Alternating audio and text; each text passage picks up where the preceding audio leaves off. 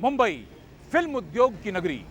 वैसे उद्योग तो होता है धन कमाने के लिए, लेकिन हिंदी फिल्मों ने अप्रत्यक्ष ढंग से हिंदी के विकास विस्तार में बहुत बड़ा योगदान दिया है। वो बुद्धिजीवी जो हिंदी सिनेमा को बुरा समझते हैं, धुतकारते हैं, वो भी इस बात से मुंह नहीं फेर सकते कि हिंदी सिनेमा का योगदान जो है हिंदी ज़बान के प्रचार में बहुत बहुत बहुत अहम है।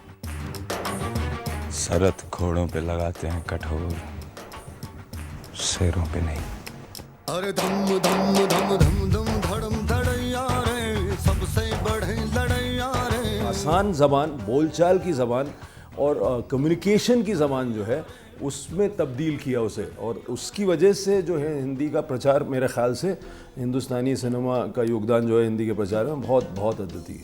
कोई मुश्किल नहीं है टीपू, गोरे पतलून पहन के ये खेल का क्रिकेट कहते हैं और हम लंगोटी बांध के गिल्ली डंडा, समझा?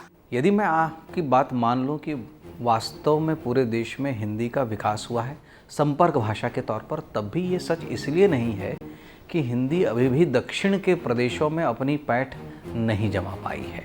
Stalwart actors, directors and producers from non-Hindi speaking states came to the Hindi film industry and became stars.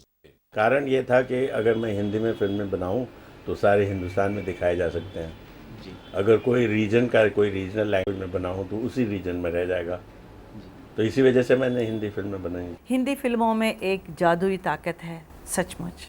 Mister विजय, अब तो ये सौदा हो गया। एक बात कहूं आपसे, ये बिल्डिंग आप महंगी ले गए। एक वक्त था जब बाहर की भाषाएं हमारे देश में आईं और उन्होंने हम पर गहरा असर डाला। आज हिंदी फिल्मों के माध्यम से हिंदी कहीं ज्यादा तेज रफ्तार से बाहर के देशों में जा रही है और ज्यादा गहरा असर डाल रही है। राज कपूर साहब की बहुत प्रशंसा, बहुत उनका नाम हुआ रूस में, चीन, चाइना में उनकी पिक्चरें बहुत चली, वहाँ लोगों ने उनको पसंद किया। अब देखिए कि दो देश हैं जिन्होंने जो हिंदी जानते नहीं, लेकिन वो जानते हैं एक मोहब्बत, एक जज्बात का एक भाषा। मेरा जूता है जापानी, ये पतलून English. This is an American student who has learnt his conversational Hindi from the films. Instead of watching a movie in a multiplex, he prefers going to a hall in a rural area. आप किसी भी गांव के किसी भी cinema hall में देखें, वहाँ पर आपका जो अनुभव होता है वो किसी दूसरे देश में नहीं होता, किसी दूसरे देश के सिनेमा हॉल में नहीं हो सकता है। क्या फर्क है भारत में, क्या फर्क?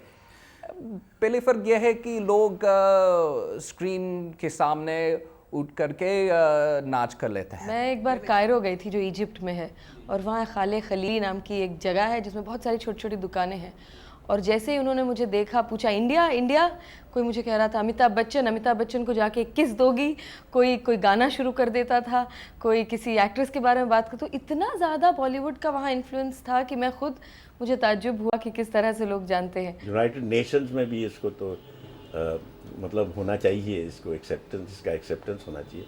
जब अरबी को एक्सेप्ट करते हैं तो हिंदी को भी करना चाहिए। इंडिया को भी उतना ही हक है अपनी भाषा को रिकॉग्नाइज कराने का जितना कि जर्मनी को है या जापानीज़ को है या चाइनीज़ को है।